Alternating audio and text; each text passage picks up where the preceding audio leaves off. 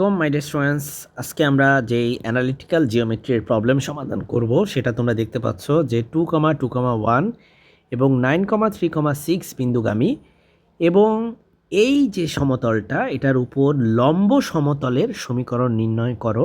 এই প্রশ্নটি অনার্সে বেশ কয়েকবার এবং ডিগ্রিতেও বেশ কয়েকবার আসছে। সো এই টাইপের প্রশ্ন অনেক ইম্পর্টেন্ট, সেটা তুমি এই নাম্বারসগুলো দেখেই বুঝতে পারতেছো।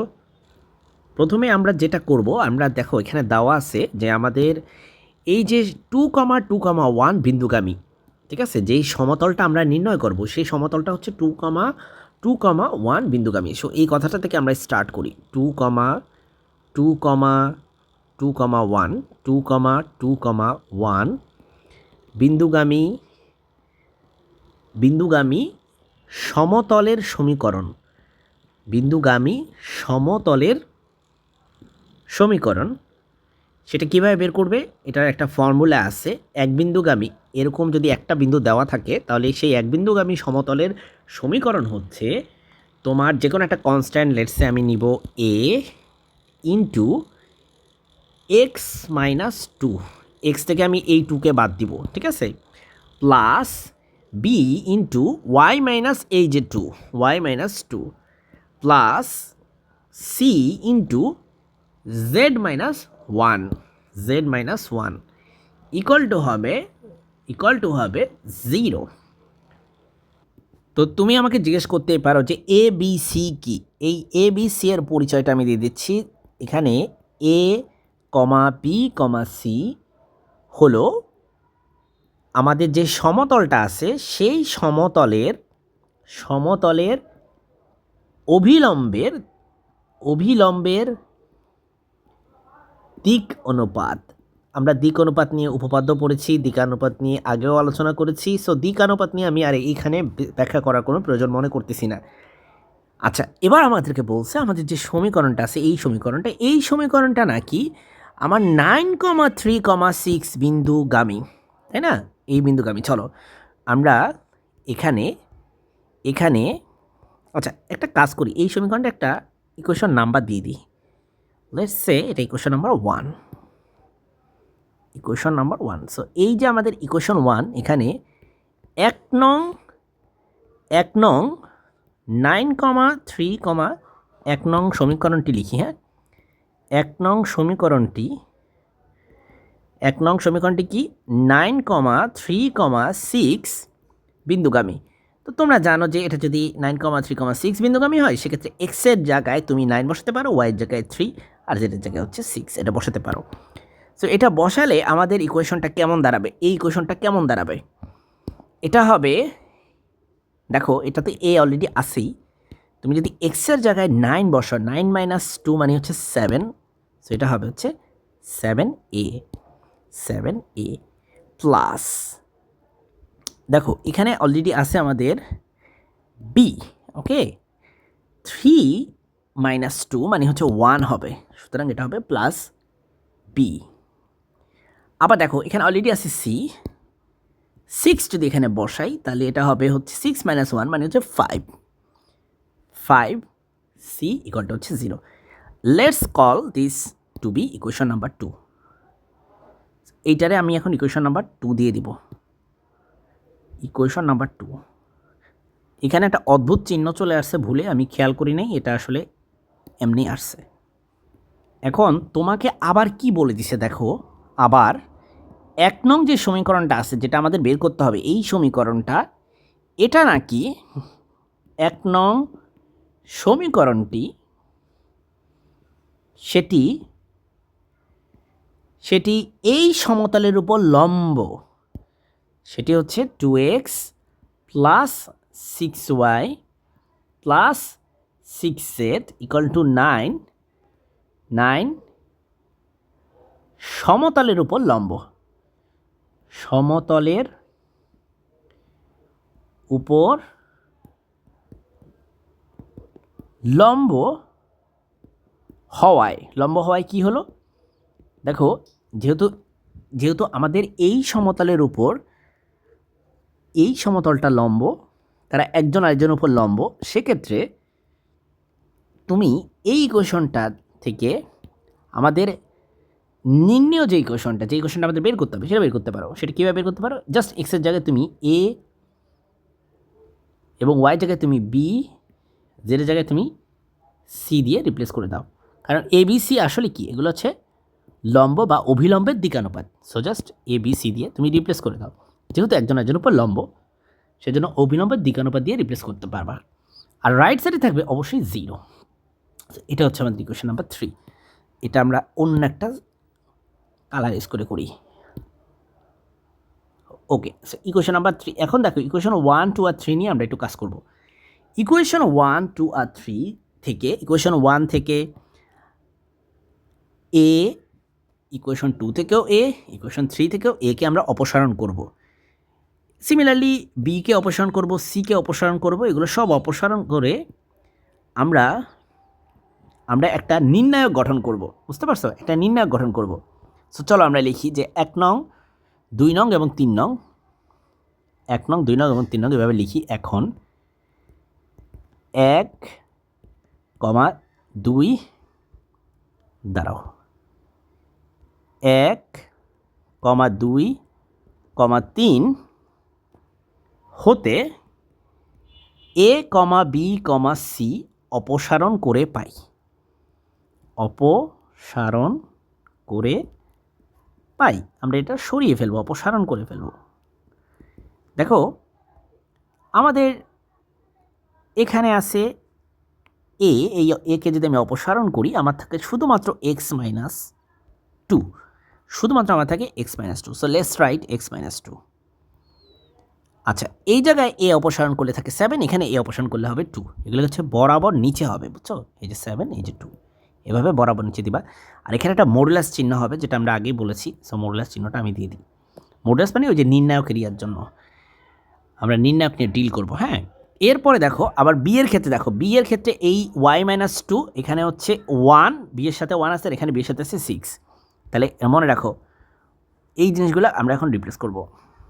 ওয়াই মাইনাস 2, ওয়াই মাইনাস 2, 1, আর এখান থেকে কত পাবো? বি এর সাথে, এখানে বি এর সাথে আছে 6।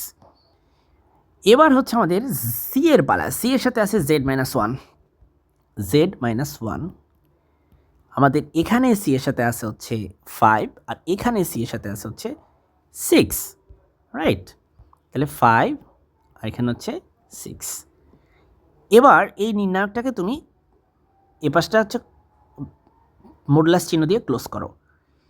ইকুয়াল টু হবে ভাই, ইকুয়াল টু হবে 0। বুঝতে পারছো? সো এইভাবে এই যে 3টে ইকুয়েশন আমরা পাইছি, এই 3টে ইকুয়েশন থেকে আমরা এ, বি এবং সিকে আমরা যদি এইভাবে অপসারণ করি না, তাহলে অপসারণ করলে আমরা এরকম নির্ণায়ক ইকুয়াল টু 0 বলতে পারি। ঠিক আছে? সো এখন আমরা এগুলো সব রিমুভ করে দিচ্ছি। এখন আমরা এই নির্ণায়কটা সমাধান করলে আমাদের নির্ণেয় সমতল বের হয়ে যাবে। নির্ণায়কটা সমাধান করলেই হয়ে যাবে। তো সেজন্য তোমার প্রথমেই যেটা করতে হবে, তোমাকে রিয়েলাইজ করতে হবে যে এই সারিটা, প্রথম সারির এটা হচ্ছে পজিটিভ প্লেস, এটা নেগেটিভ প্লেস, এটা হচ্ছে পজিটিভ প্লেস। তা আমি প্রথম সারি বরাবর বিস্তৃতি করব। বুঝতে পারছো? আমার ইচ্ছা, আমি তাই করতেছি। প্রথম সারি বরাবর বিস্তৃতি করে, বিস্তৃতি বা এক্সপ্যানশন করে, দেখো প্রথম সারিতে আছে এখানে এক্স মাইনাস 2। আগে এক্স মাইনাস 2 তুমি লিখবা। লেখার পরে তোমার এখানে থাকে হচ্ছে এটা বাদ, এক্স মাইনাস 2 লিখলে এটার সাথে এটা গুণ করলে হবে 6, আর এটার সাথে এটা গুণ করলে হবে 30। ঠিক আছে? 6, 30। তাহলে এখানে লেখো 6 মাইনাস, ফর্মুলা একটা নেগেটিভ আছে, এখানে হবে 30। ওকে, এবার লিখবা Y minus 2, Y minus 2, Y minus 2। চলো ওয়াই মাইনাস 2, কিন্তু তোমরা জানো যে ওয়াই মাইনাস 2 এই যে প্লেসে বসে আছে এটা হচ্ছে নেগেটিভ প্লেস, সেজন্য একটা নেগেটিভ চিহ্ন হবে। ওয়াই মাইনাস 2 যেই কলাম আছে সেই কলাম বাদ, যেই সারিতে আছে সেই সারিও বাদ। তুমি 7-এর সাথে গুণ করবা, এবার গুণ করবা 6কে, 6 সাথে 42 হবে। আবার 5-এর সাথে 2কে গুণ করলে হবে হচ্ছে 10। সো এই হচ্ছে আমাদের এখানে কাজ। আমরা 6 সাথে পাবো হচ্ছে 42। ওকে, 6 7 42। এটা আবার লিখি। আর এখানে আর কি পেলাম, 5 দুগুণে 10। আর এই মাইনাসটা কিন্তু ফর্মুলার নেগেটিভ।